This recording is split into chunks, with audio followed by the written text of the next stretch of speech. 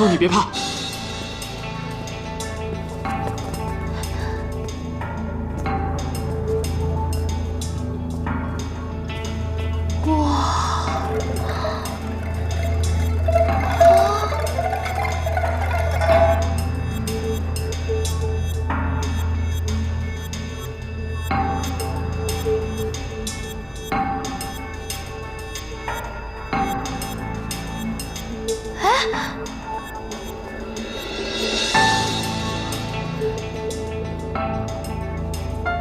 这不是你的龙？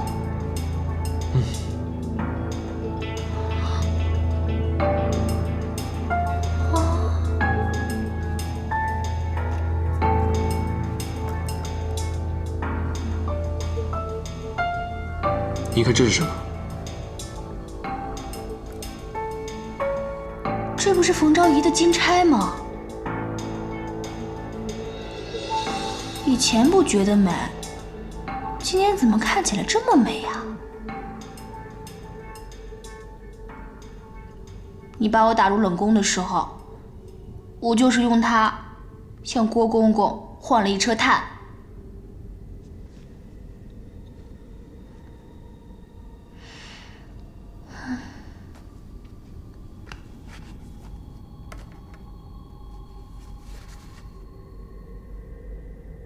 您看这本书，上面记载着我的一些事情。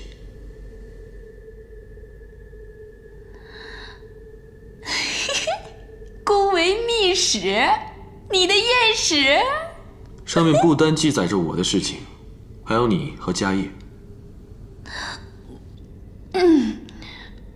不会有禅房那段吧？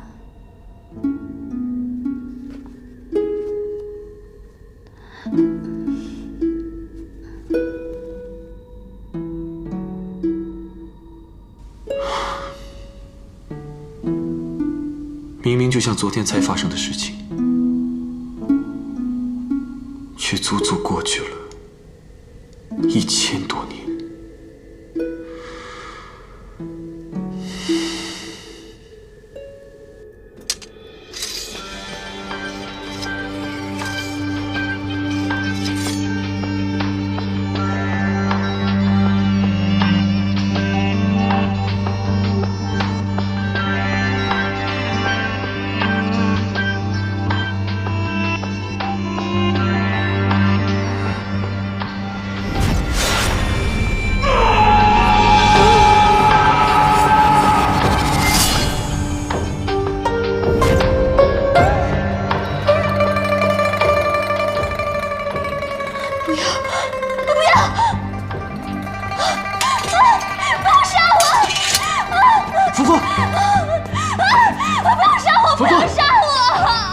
凤，你别怕，我怎么可能杀你呢？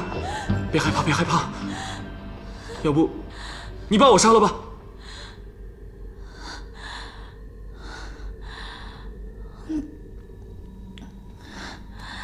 难道我闲得蛋疼要杀你？我又不是暴君。凤凤，我带你来，是想让你知道书中的内容。书里边说，我在莲花山是非正常死亡。书中记载，我从莲花山消失之后，皇宫大乱，他们把我的衣冠变成衣冠冢埋葬，那些都是随葬品。1个月之后，朕的皇宫遭到了屠杀，天下改朝换代。我上学的时候历史学的挺好的呀，你说的这些都没有记载啊。凤凤，我一直都想回到我的那个世界，但我知道，我根本回不去了。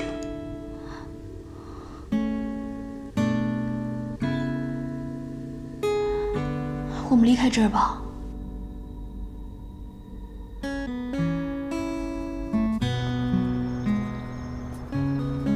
李焕，原来你的外快就是叶波的父亲叶佩给你的。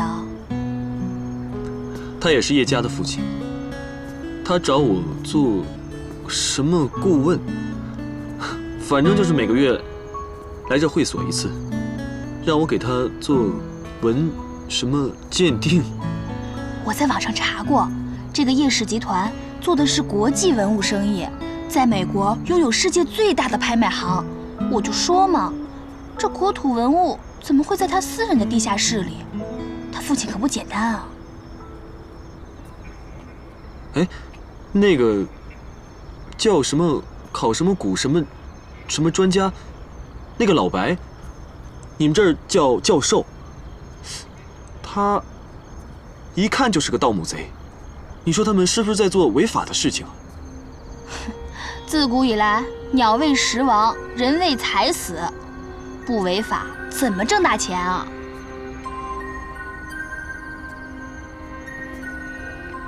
哎，你说的那个书，你怎么没让我看看啊？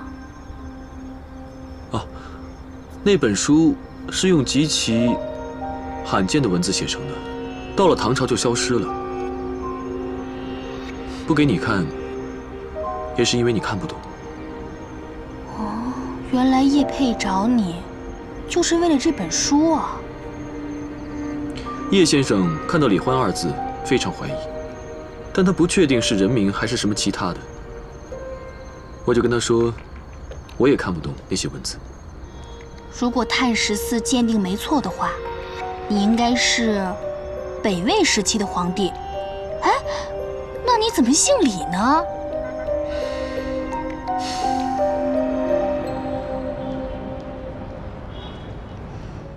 折腾这么长时间了，饿死我了。说好了要庆祝我拿稿费，你拿身份证，开动吧。哎，先等等。还等谁呢？这一桌子菜等得了吗？哎，一会儿你就知道是谁了。你不是想知道我叫什么名字吗？我其实不叫李欢。我的祖母23岁就守寡了。哎，大哥，你叫不叫李欢，跟你祖母守寡有个屁关系啊！我的父皇11岁继位，按照我们国家的规定，太子继位，亲生母亲必须要死，所以父皇并不是祖母的亲生儿子。由于父皇还小，祖母就作为太后扶持父皇，一直辛劳，十分劳累。父皇长大后，他们因为权力的关系而发生了分歧。唉，历朝历代都是这样。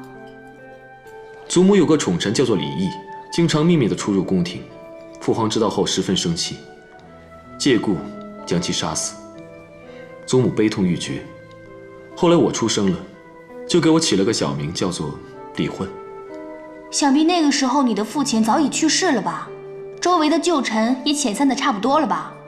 是，我以前也不知道自己小名的由来，后来长大后，隐隐猜测出来的。哎呀，在历史上，为了争夺皇位，家人之间互相残杀，屡见不鲜。你不是第一个，也不是最后一个。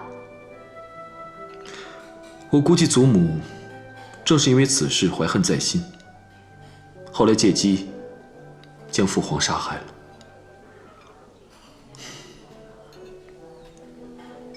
我5岁继位，亲政前一直由太后把持朝政，鞠躬尽瘁。我每次看到她都觉得她非常辛劳，所以我从小就对她十分的孝敬和尊重，哪怕是后来我长大成人之后，得知此事，也不敢对太后有丝毫的不满。原来李欢这个名字是为了太后纪念她相好而取的。太后也太长情了吧？哎，那你究竟叫什么名字啊？袁弘。袁弘？那不是北魏时期的那个孝文帝吗？历史上说孝文帝叫拓跋宏，也叫袁弘。朕就是后来史书上记载的孝文帝，汉名袁弘，鲜卑名拓跋宏。哦，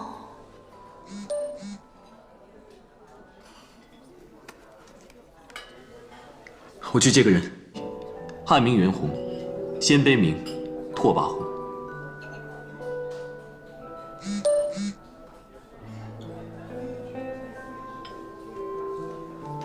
我去接个人。快点啊！好，知道了。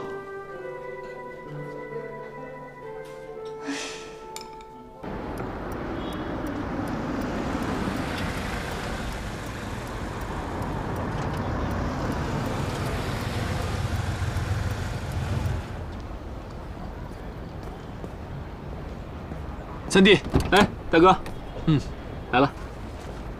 你穿得这么神秘，怕粉丝围堵啊？啊？嗨，我是一搞幕后的，哪有什么粉丝啊？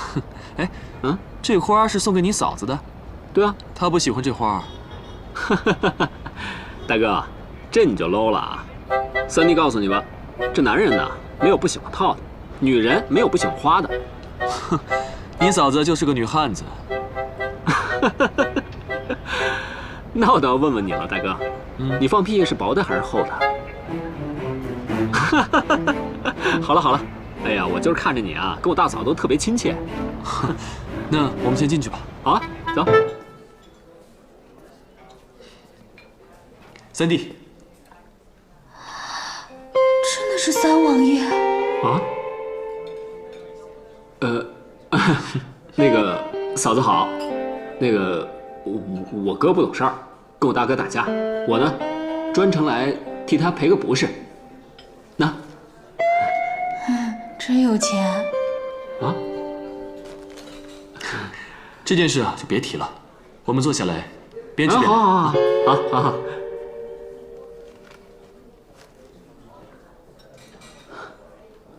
哎，谢谢大哥。嫂子，我一直想问你，你怎么总管我叫三王爷啊？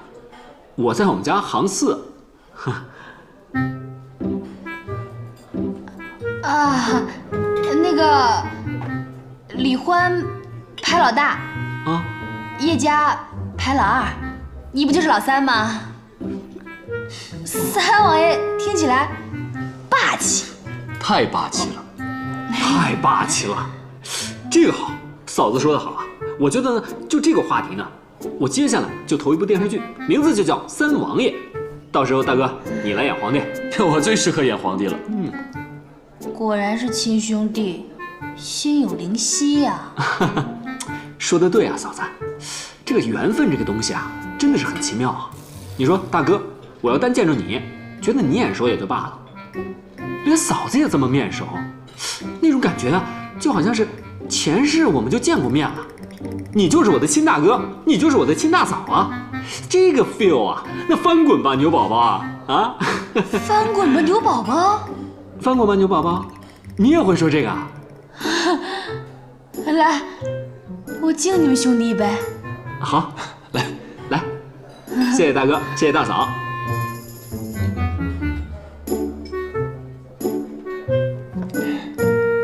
吃吧。你也多吃点啊。